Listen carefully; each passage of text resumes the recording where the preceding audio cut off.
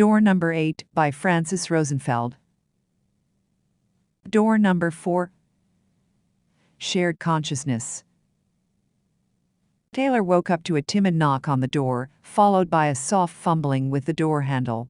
It was Christine, who was trying to balance a large box of jelly donuts and 2 cups of coffee.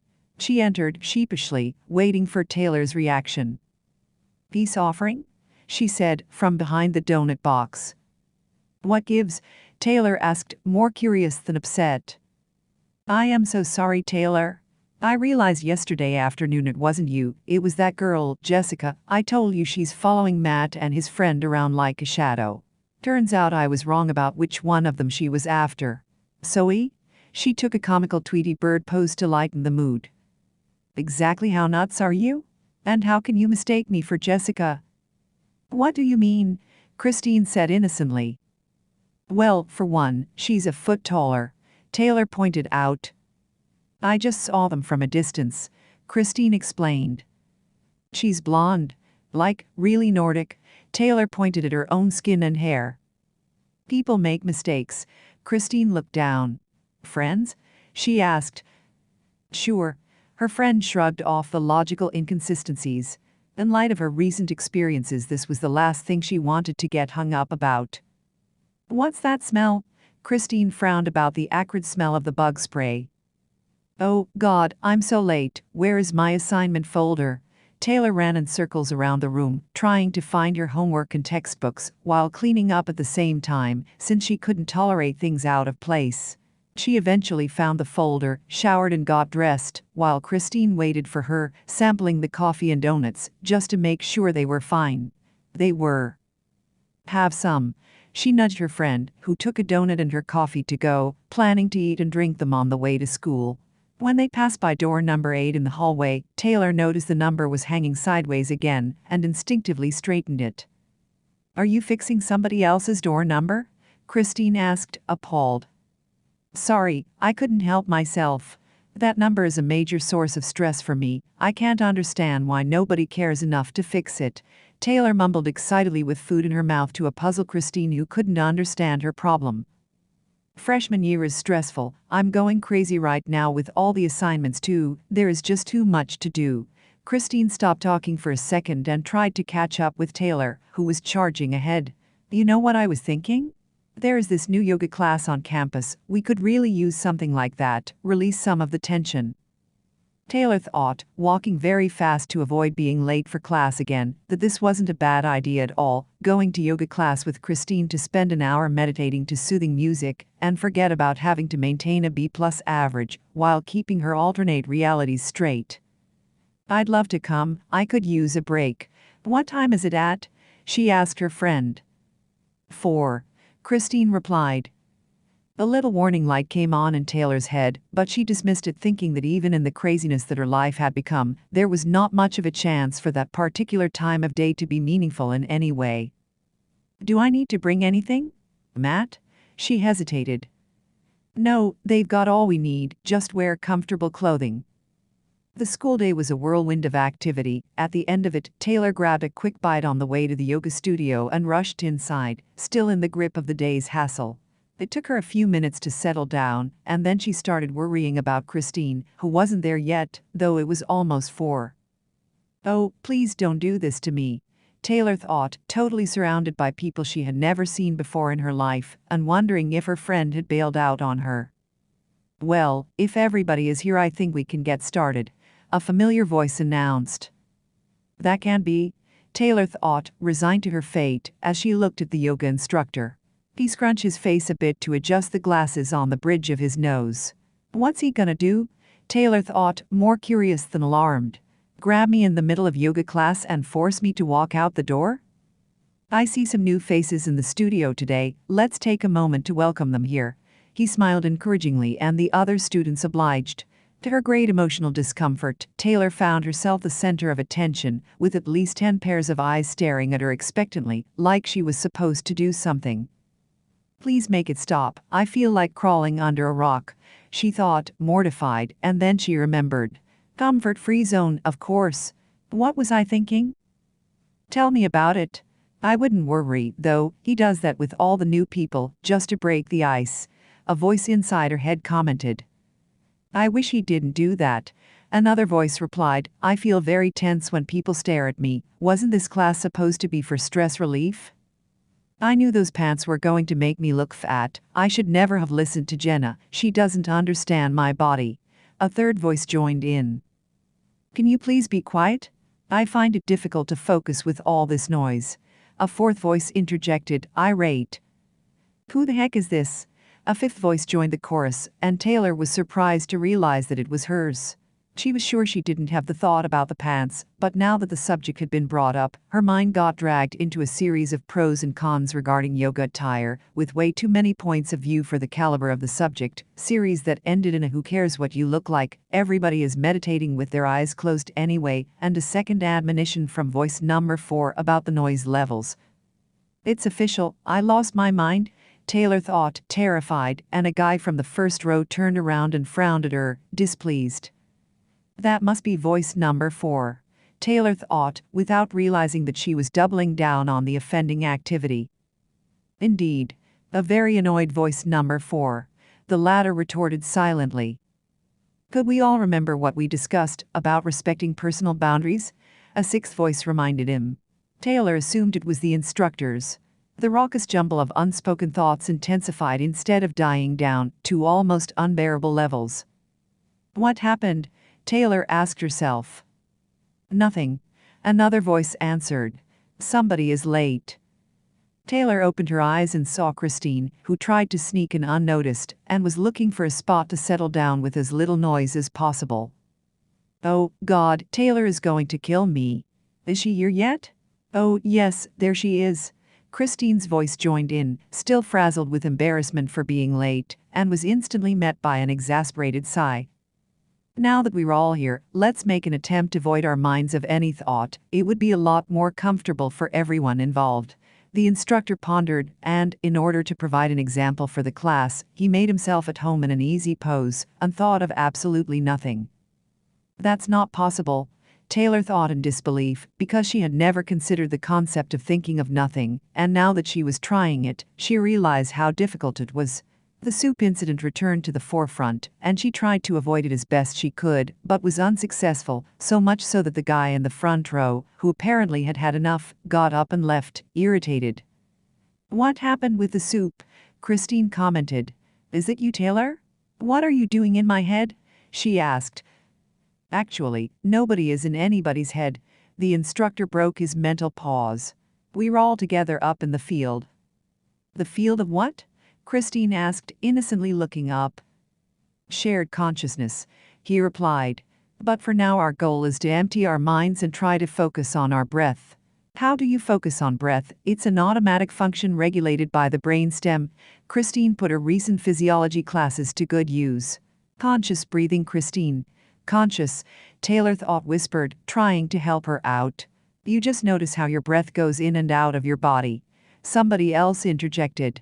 Why on earth would I want to mess with my breathing? I'm going to start hyperventilating, I just know it. Christine started panicking. That's why I'm doing the counting. You could try and follow that, the instructor suggested. Christine calmed down and her breathing returned to normal. I can't think of nothing, Taylor blurted out against her will. I'm thinking of nothing, that's thinking. We know, the chorus replied, annoyed. At least it's not about soup anymore, thank God. How obsessive are you? Another voice intervened, and then stumbled upon Taylor's OCD and retreated, embarrassed. Let's try to refrain from judgment. The yoga instructor called for peace and harmony. We're all here to learn. I'm so hungry. A voice sounded from the back. Great, now I'm hungry too, and I just ate, another voice replied. 5 more minutes. A third one echoed from the back. Oh, for shame. Can you stop thinking about food for an hour? You should have eaten before you came. Actually, I don't think that is a good idea. You shouldn't have a full stomach before yoga class, should you? The remaining 5 minutes were all spent thinking about food. I don't know about you, but I'm starving. Is yoga supposed to make you ravenous? I can't shake this obsession with soup. I have no idea what that's all about. I don't even like it. Christine chirped cheerfully while they walked together towards the cafeteria. You mean you don't remember? Taylor asked tentatively. Remember what? Christine stared back at her. I just hope they have soup today, Taylor responded, completely out of the blue, faithful to her late obsession. What did you think about the yoga class? Christine asked, just to make conversation, inadvertently sending her friend's mind into a tailspin in the process. Taylor didn't know how to respond. I don't know. Thinking of nothing seems kind of hard. She gave her friend a half answer. Yeah, I heard they try to do that. Taylor, I'm sorry about being late. I got stuck on a report and wanted to finish it before class. Say, did the teacher give you guys any instructions before I got in? I tried to follow up on what everybody else was doing, but you were all so quiet. It felt kind of creepy actually. So, you think you'll be coming back? She said, still excited about the new activity, and then continued without waiting for an answer. I think I'll stick with it, if nothing else to get some peace and quiet. It's so refreshing to be in a room with 15 people who are able to just sit silently for an hour. Congratulations, he said. 4 doors down, 3 more to go. But Taylor said confused, I don't remember going through the 4th door. They were sitting in their respective chairs in room number 8, and for once Taylor skipped over the familiar and automatic thought process that instantly evaluates you in comparison with another person, and mulls judgments about whose chair is better, and the probable reasons why that occurred. I'm sorry, the term I used for describing the passageways was probably not the most appropriate. You are expecting all the transitions to happen as you pass through actual doors, but as I mentioned previously, they can be anything that connects two otherwise disjoint states. In our case, meditation facilitated the transition from your brain's beta state, the one you normally experience, to the theta state, the brainwave frequency that connects the conscious part of your mind with the subconscious one, where your feelings, emotions, inspiration and inner knowing dwell. Can you give me other examples of such passageways? Do you mean to tell me that I actually heard those people's thoughts? She gasped, incredulous. Exhausting, isn't it? He yawned. Well, 2 things you should learn from that, and for the sake of efficiency, I'll just tell you them. Inner conversations tend to be mundane and repetitive, and they can inflict real damage through endless iterations, and having them publicly displayed will teach you self-control faster than any other method I know. But how? Taylor blurted. Were you just about to tell me that's impossible? He said with an eye roll. She remembered the previous time she had said that, and the time before that, and reconsidered. I'm not really sure there aren't things that are impossible, but this is not one of them. We're all particles and frequencies, my dear. It's just a matter of proper tuning, that's all. Your body is another tool, an instrument, nothing more. But why doesn't Christine remember? She would have told me, I'm pretty sure of that. It takes a lot of practice to refine the brain frequency to the range that would carry your actual thoughts. Most people are only aware on some unconscious level of the feelings, emotions, and autonomous responses associated with them. Like my obsession with soup, she reflected. Yep. That's awful. She hates soup. Which brings us to the next lesson. Evaluate your thoughts as they pass through your head. You don't want to be the mental equivalent of a junk bin. You know, the place where you shove whatever you don't want to see laying around and forget about it 2 seconds later. Years pass before you clean it up, and when you finally get to it, you are flabbergasted by all the useless crap you have squirreled away. But nobody can control what goes through their head, she protested. Of course they can. It's called mental discipline, and like anything else, it's an acquired habit. You know, this argument is very interesting coming from you, who can't tolerate a pencil to be placed on the table at an odd angle. I hope one day you manage to find a permanent solution for fixing my door number. I didn't mean, she blushed, instantly embarrassed. Of course you didn't. The same way you don't mean to think of things you wouldn't say out loud. It takes some time, but it can be learned. Anything can be learned, remember that. So, back to my question. What other passageways can you think of? Sunset. Very good. Keep going. Falling asleep. He nodded in agreement. Ashore. Great. The transition between a solid and a liquid space. Can you think of more of these? Liquid to gas? Fog. Solid to gas? Sublimation? That's one way to put it. Burning. Sky to earth? Falling, she realized. Keep going. What about plasma? Plasma is a bit of a tall order. He smiled. Let's stick to non-flesh melting states for now. More. I don't know, walking? Excellent. So, what you are telling me is that at any point in time, while being engaged in the most common of activities, I could inadvertently walk through a door and find myself in another state of being? She asked in a panic. Of course you could, and you do, all the time. What do you think generates the outcomes of our choices? We travel between alternate possibilities for our lives from birth to death. Your reality, as you like to call it, is not one reality at all, but a constant meandering through all the experiences that could have been. The fact that we are blissfully unaware of that doesn't change the matter in the least. All that could have been is woven together a lot tighter than you imagine. And yes, there was no soup in any of the possible versions of yesterday, not because the universe decided to punish you, even in death, but because there are convergences of events that are more or less consistent throughout realities, and bind them together. They are nodes, hubs, if you will. Strange as you may think it is, the soup shortage was part of one. Existence doesn't care about our need to assign more importance to an event than to another. In the larger scheme of things, they're all just events. So, hypothetically speaking, when the door to my room appears, it is possible that it doesn't lead to my room? All the possible rooms are your room. Now, can you please settle down and stop thinking? You are making me anxious. Just sit and listen to your heart. I'm not speaking metaphorically. Listen to your heartbeat. But I can't. Just listen.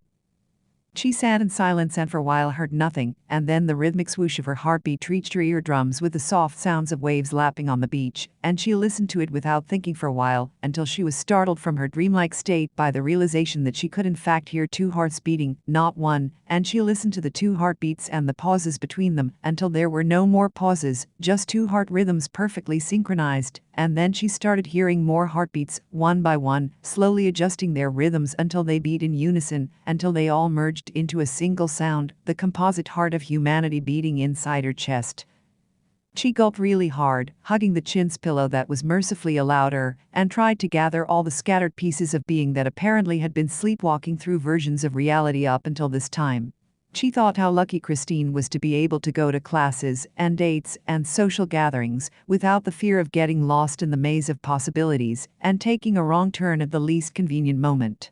Made living a lot easier. Of course it does, if you don't mind actually taking that wrong turn. Sleepwalking is intrinsically fraught with danger. But you can't think through all the possible things that can happen. You sure can think through quite a few of them. You'd be surprised how much your life improves in the absence of the mistakes you are able to anticipate. Since the class had ended and the door had appeared, Taylor tried to put the unsettling conversation behind her and walk through the doorway, secure in the knowledge that she was going back to her room. 5 minutes later, Christine showed up with plans for the evening. You know, I was thinking, since Matt and I are back together and you and I are best friends and he and your neighbor are best friends, wouldn't it be a great idea to go on a double date this evening? You know, relax, hang out, spend some time together, no big deal. But we were not dating. Taylor mumbled, confused. I'm sorry, I didn't realize. Christine hesitated, still incredulous. She decided to keep out of it, but curiosity got the better of her. So then, why are you guys spending so much time together? We are working on a project. Taylor grabbed the first option that sounded believable. Really? What project? It's some sort of survey for the university. We were helping chart the campus pathways to improve wayfinding.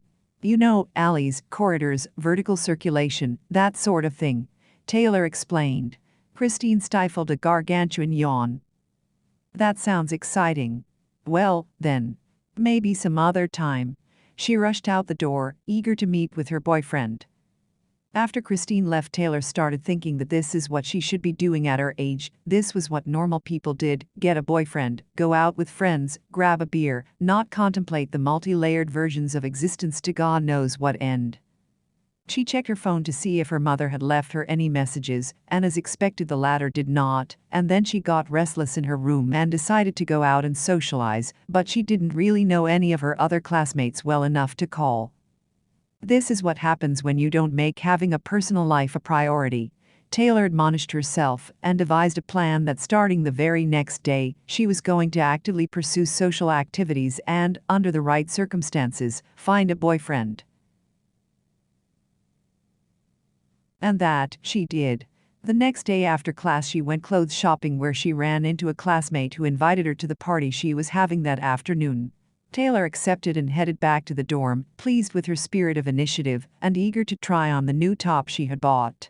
It wasn't the kind of blouse she would normally pick, but since she was on a roll with respect to being more open to new things, she figured a new wardrobe for her new self was definitely in order.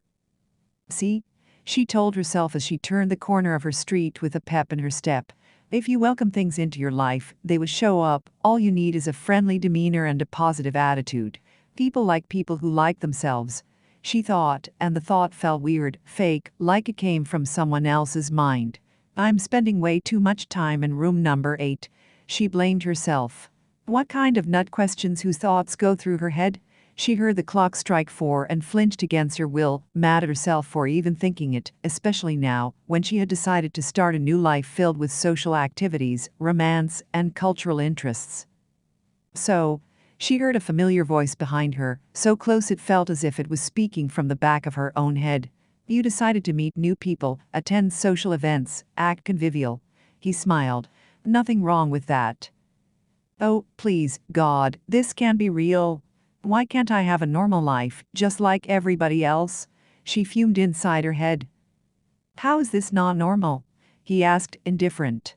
As a matter of fact, I've been invited to that kegger too. I'm surprised you're going. Those people don't seem like your kind of crowd. Who made you my babysitter? Taylor thought, but said nothing. Maybe I can't have a normal life. She pondered philosophically. Some people never marry, others never find their vocation. Maybe normal is like that too. Some people just aren't meant to have it. She asked out loud. Who told you about the party? Your friend, Christine, actually. You know she's dating Matt, right? Or at least she was, as of yesterday. I'm going to kill her.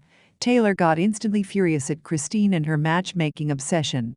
Of all the guys on campus, she just had to set me up with the one who skips a century when he crosses the street. She seems nice. He smiled. I'm sure she meant well. That's just the problem. Everybody means well when they make decisions for others without asking their hapless victims, Taylor thought. I wouldn't worry about it. I had to come even if she didn't invite me. University policy. Don't tell me I'm going to La La Land instead of the party that I was looking forward to. She protested real loud, and several passers-by stared at the argument, wondering if they should intervene.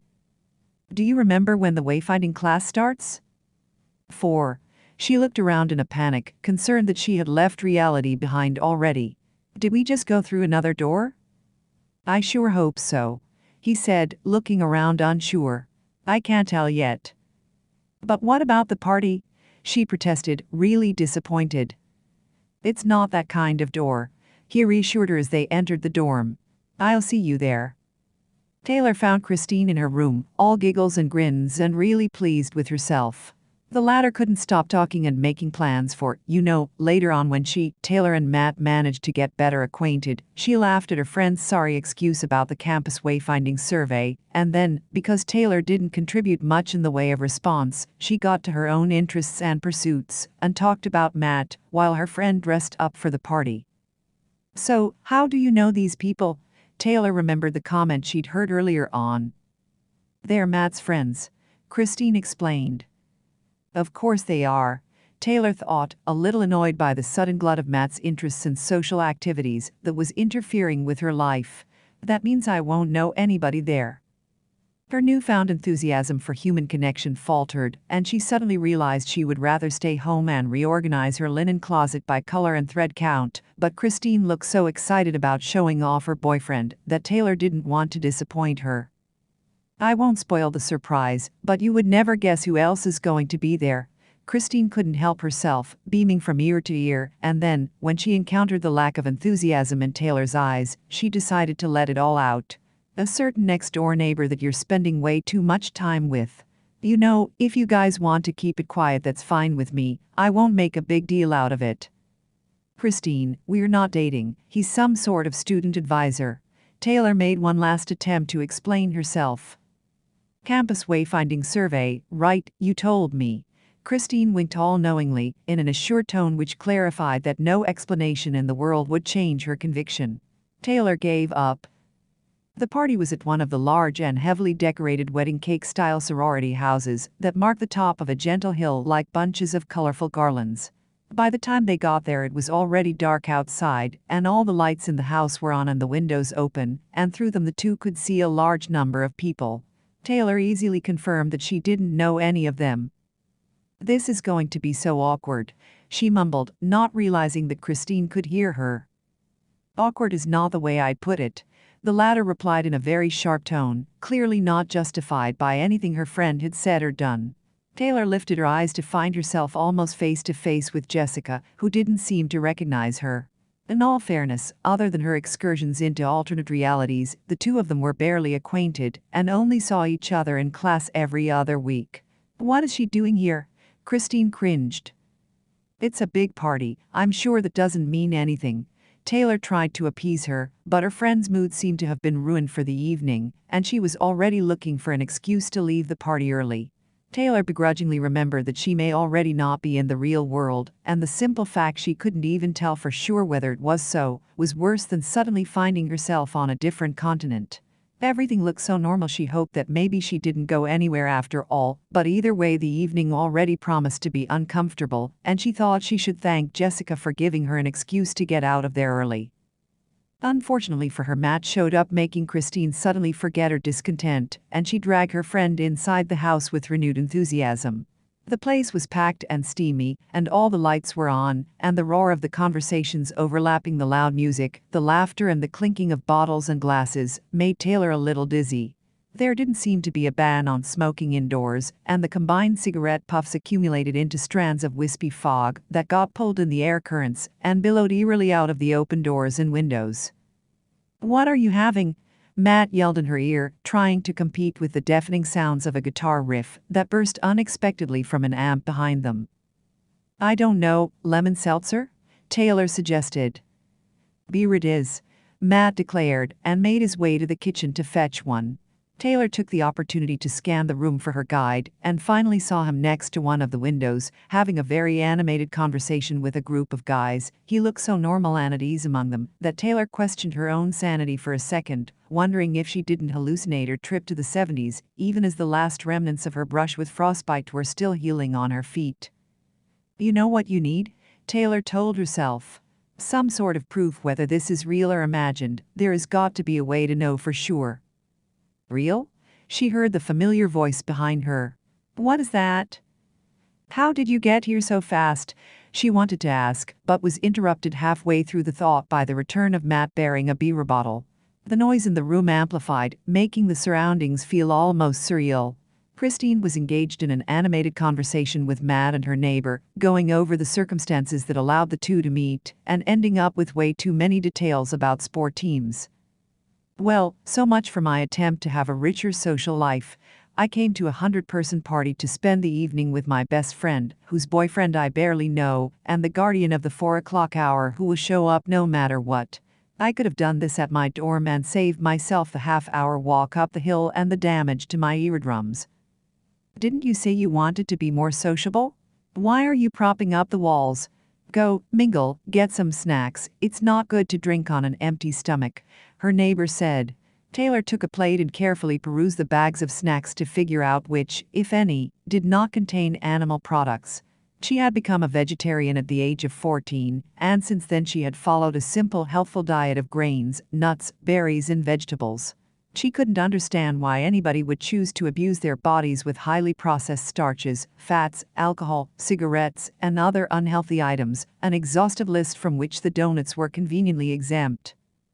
She put a few chips on the plate and was trying to figure out how to lose the second half of her beer since the first one was already making her sweaty and clumsy, but she didn't seem to be able to find the kitchen, which by any rational standards should have been there, on the first floor, right next to the living room. Maybe they converted it for some other function, she thought, unconvinced, instantly regretting the first half of her beer and sweating profusely. The combined heat and breathing of so many people had risen the temperature of the room to almost intolerable levels, and even with the doors and windows wide open the atmosphere was stifling, so Taylor got out on the porch to watch the lights of the city tremble in the humid night air.